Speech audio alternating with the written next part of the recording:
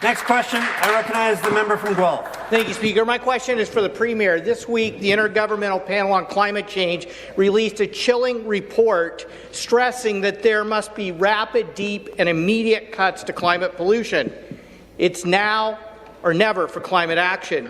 Yet this same week, the government introduced legislation to support fossil fuel consumption and accelerated their scheme to build the Bradford Bypass Holland Marsh Highway.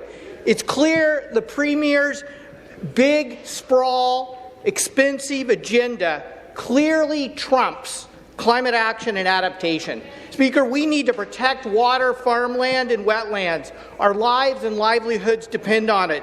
That's why I've put forward a Blue Belt plan to double the size of the Greenbelt. Speaker, will the Premier say yes to clean water and local food, and yes to our plan to double the size of the Greenbelt? Thank you. I recognize the Minister of Environment, Conservation and Parks. Thank you, Speaker, and I thank the member opposite for that question. Speaker, what you really heard in that question was fundamentally no to any growth in the province of Ontario.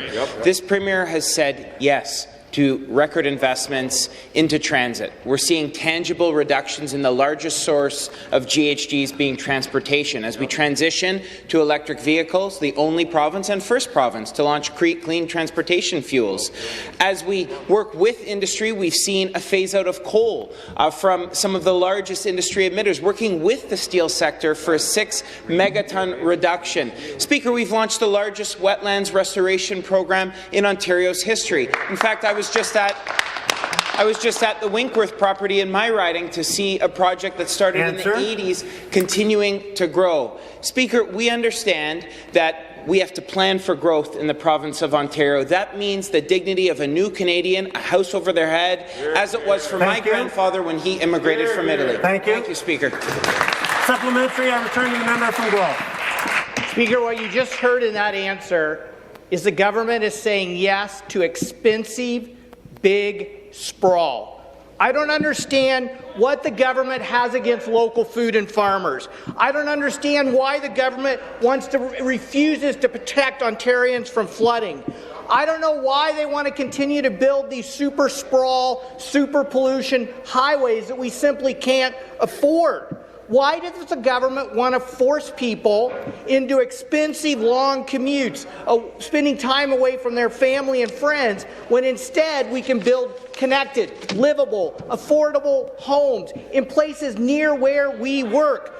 Will the government take this opportunity to say yes to farmers, yes to local food, yes to protecting us from flooding, and yes to doubling the Greenbelt? Thank you. I return to the Minister of Conservation, Parks and Environment. Speaker, what you really heard, it's so disappointing from that member opposite, is no. He said no to any future road or highway growth. We've said yes. And he says the member opposite wants us to listen to the science. The science in the environmental assessment said that gridlock is paralyzing growth of this province and future generations. Speaker, that member wants a farmer in rural Ontario to bike. That member is against the historic EV investments in this province has made. The leadership of this minister, perhaps it's because he's against the critical mineral strategy, because he'd rather see China succeed, the Communist Party of China, and he wouldn't like to see investments in the north, Martin Falls and Webequie, led by Indigenous, and historic investments into EV, historic investments, the lowest carbon major transit project with the Ontario line. We're going to keep doing that, working with. Thank you.